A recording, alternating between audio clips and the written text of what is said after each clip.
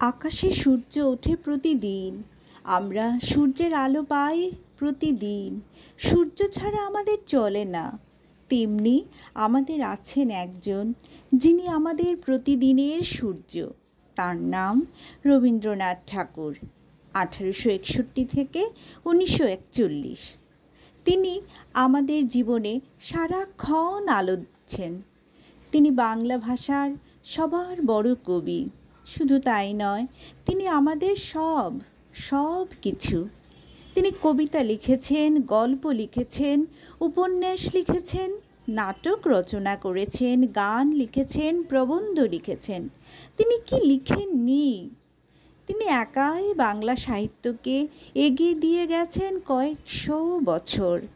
আজ যে বাংলা সাহিত্য বেশ ধনী, তার বড় কারণ তিনিই।